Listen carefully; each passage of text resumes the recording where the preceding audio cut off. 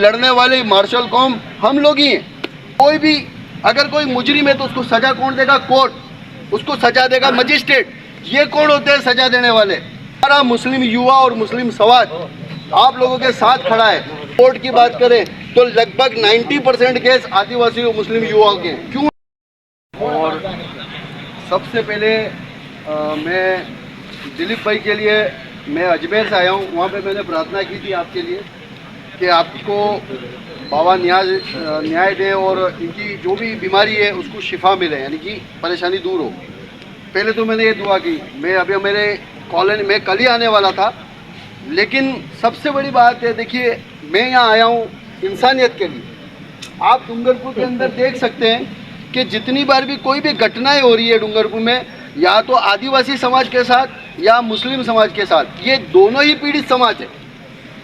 और अगर दिलीप भाई की बात हो, या अगर हमारी 14 तारीख को जो आपने सुना होगा कि 14 तारीख को कुछ लड़कों के साथ बाजार के अंदर एक घटना हुई थी, जिसमें पुलिस वालों ने लोकतंत्र की धज्जियां उड़ाते हुए रोड पे पीटते हुए बच्चों को जेल में अरेस्ट किया था।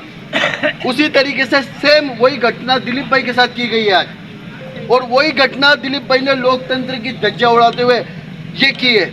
हमारा लोकतंत्र, हमारा संविधान ये कहता है कि कोई भी अगर कोई मुजरिम है तो उसको सजा कौन देगा? कोर्ट। उसको सजा देगा मजिस्ट्रेट। ये कौन होते हैं सजा देने वाले? पुलिस प्रशासन को किसने अधिकार दिया है कि वो किसी भी बंदे को अरेस्ट कर ले और उसके साथ किसी भी तरह से मार पिटाई करे? अगर उसमें कुछ गलती की है तो उसका जवाब प्रशासन से हमें लेना पड़ेगा, और हमें दिलीप भाई के लिए हाई कोर्ट, सुप्रीम कोर्ट भी जाना पड़े तो जाना पड़ेगा, और इनके हक और अधिकार के लिए लड़ना। सारा मुस्लिम युवा और मुस्लिम समाज आप लोगों के साथ खड़ा है। मैं मुस्लिम यूथ से हूँ और मैं आपको बताना आया हूँ कि मुस्लिम समाज के युवा आपके साथ खड़े हैं, और दिलीप भाई को जहाँ जहाँ भी न्याय की जरूरत पड़ेगी हम लोग आपके साथ हैं। क्योंकि अगर हम बात करें, इस कोर्ट की बात करें, तो लगभग 90% केस आदिवासी और मुस्लिम युवाओं के हैं। क्यों ऐसा क्यों हो रहा हमारे साथ? अगर हम लोगों को क्यों फंसाया जा रहा है? इसके पीछे एक बहुत बड़ा षड्यंत्र है। जो भी दबे कुचले और कमजोर वर्ग हैं, जो अपने हक और अधिकार की लड़ाई के लिए आगे आते हैं, उन्हें यह सरकार, क्योंकि ये अमीरों की सरकार है, ये आपको मानना पड़ेगा, गरीब कुचले लोगों को दबाने के लिए, ताकि वो अपने हक और अधिकार नहीं मांगे, इसके लिए उनको दबाया जा रहा है और इन्हें झुकाया जा रहा है। तो मैं आप लोगों सभी भाइयों से एक आह्वान करना चाहता हूँ यहाँ आकर कि कोई भी आदिवासी भाई और कोई भी मुस्लिम भाई आपस में नहीं लड़े। पहले तो ये चीज़। दूसरी सबसे बड़ी बात कि हम दो बाजू हैं इस भील प्रदेश के, दो बाजू बन के रहेंगे। हम कोई भी घटना होगी हम सब एक साथ रहेंगे। ये मैं आपको बताने के लिए आया हूँ, क्योंकि आज दिलीप भाई के साथ हुआ है, कल हो सकता है मेरे साथ हो, कल इसमें से यहाँ पर बैठे हुए किसी के भी साथ हो सकता है। तो ये घटना आगे नहीं हो और प्रशासन जवाबदेही हो। हमारे प्रशासन और पुलिस व्यवस्थाओं में जब भी कोई बच्चे को अरेस्ट किया जाता है तो ये जवाब देना चाहिए उसे क्यों पीटा जा रहा है, क्या इसको रिमांड दिया गया है, क्या प्रशासन ने उसको अधिकार दिया है, किस अधिकार से इसको मारते हैं। यहाँ 90% बच्चों को राठौड़ी में ही पकड़ा जाता है।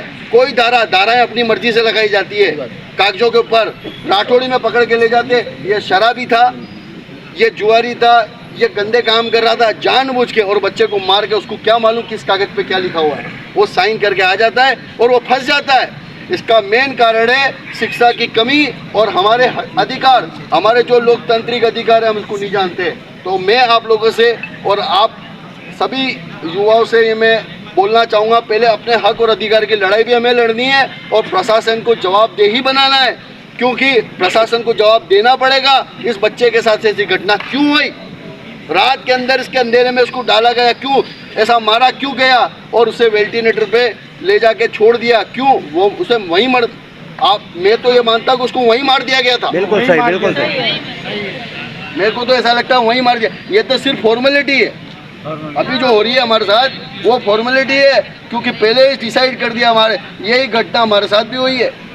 आप सोचो अगर कोई और अन्य समाज का अगर होता तो उसको हाथ जोड़ के माला पहना के बाहर लाते हैं, माला पहना के बाहर लाते हैं और उन पुलिस वालों को मिठाई खिलाई जाती है। ऐसा क्यों हो रहा है? और अभी अभी हमारे साथ एक और घटना हुई है बरेली के अंदर, अपना हक और अधिकार की लड़ाई, वहाँ पे बच्चे को मार दिया आपके जैसे सेम।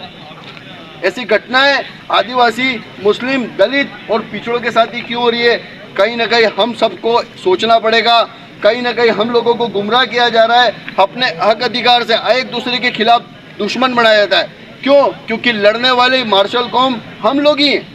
तो इनको पता है कि ये दोनों आपस में लड़ते रहेंगे और अपनी कुर्सी चलती रहेगी, अपना प्रशासन शासन चलता रहेगा। तो